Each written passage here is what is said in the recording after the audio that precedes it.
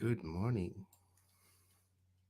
Welcome to our 6 a.m. Pacific time daily spiritual practice 365 Science of Mind is the title of the book that we are using to guide us. We're on December 12th, and this month's readings have been drawing upon faith traditions of the world and with quotes from other sacred texts than the quotes from the rest of the months, including the Christian Testament, the Jewish scriptures, the Tao, the Upanishads, the Bhagavad Gita, the Mahabharata, and this morning from the Quran too. So it's quite a lovely practice this month. Let's look at the quotes for our contemplation. The first is from 1 John chapter 2 verse 21. I have not written unto you because ye know not the truth, but because ye know it, and no lie is of the truth. Now, as I've mentioned before, the BibleGateway.com is a lovely resource because you can look at different translations, renditions of the Bible. So I went and looked up the same text on BibleGateway.com and pulled up a version called The Message, which is quite lovely. It's a rendition of the Bible in beautiful prose, contemporary prose. And here's how 1 John 2:21 is given to us. I haven't been writing this to tell you something you don't know, but to confirm the truth you do know, and to remind you that the truth doesn't breed lies. So it's a lovely example of how we can look deeper into a passage. The same with the Quran. Did you know that there is um, a website called islamawakened.com?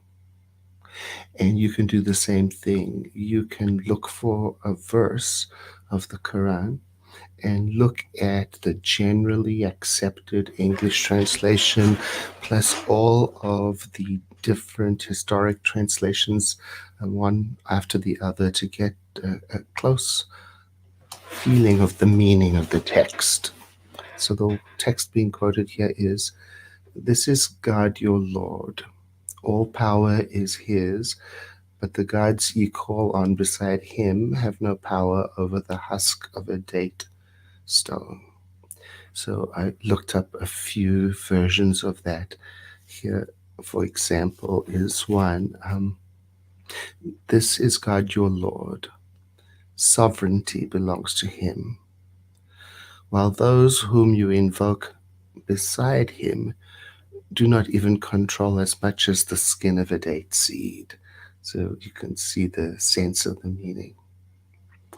Then the next one is called the Text of Taoism, and the quote is, "However anxious you may be, you will not save yourself." And I do believe that the Taoist text that is being quoted here is Chuang-Tzu, and it's one of the most ancient Chinese texts from about 400, 500 BC, I believe.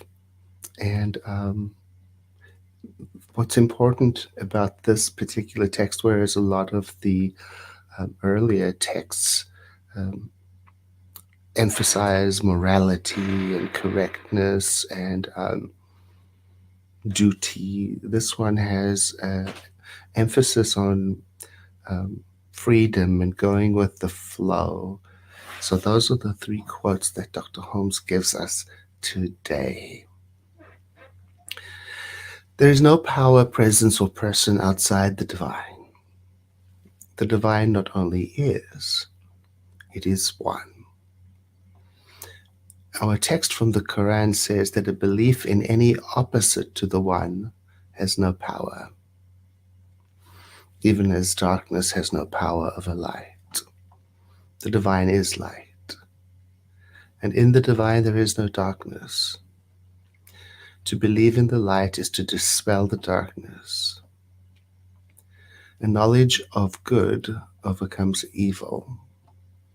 The consciousness of abundance dispels want and pours the content of the horn of plenty into our uplifted bowl of acceptance.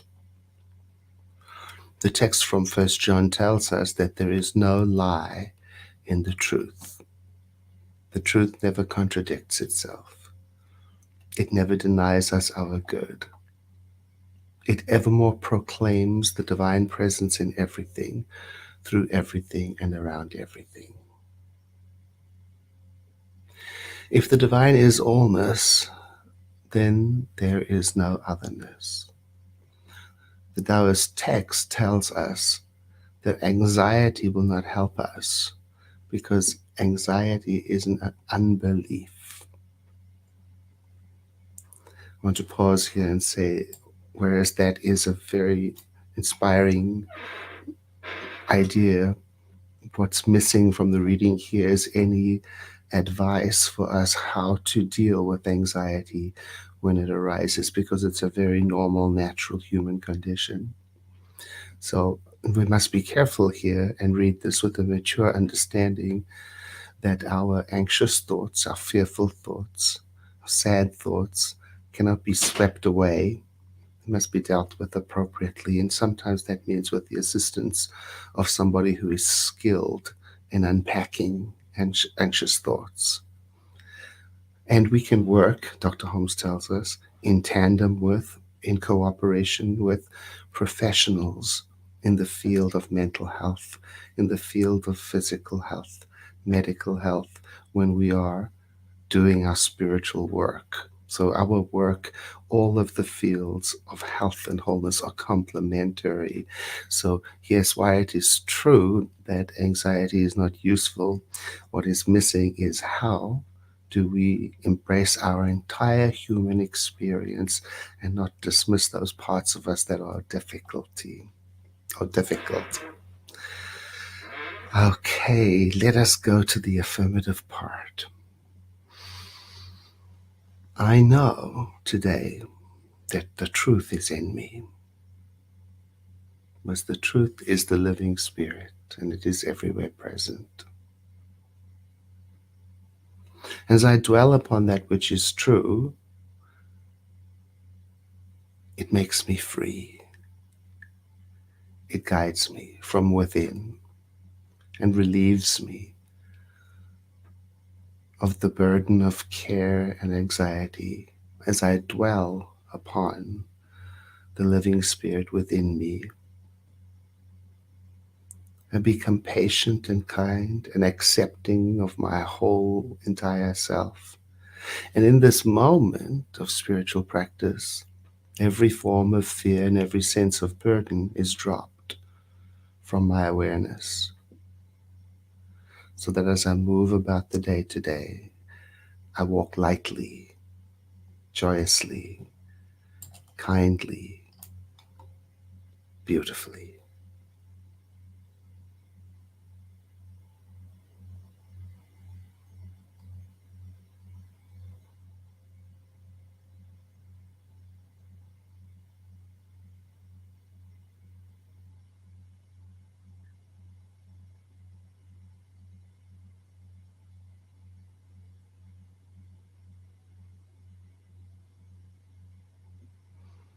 Letting the next breath I take be deeper than the one before.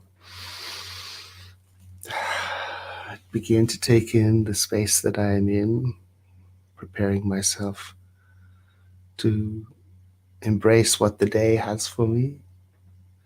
And as I go about it today, I remember that there is within me the truth, and that is a synonym for the living spirit. And I remember with me today all those who travel together in this journey of exploring and re knowing the truth. Thank you so much for joining, and I look forward to seeing you again tomorrow.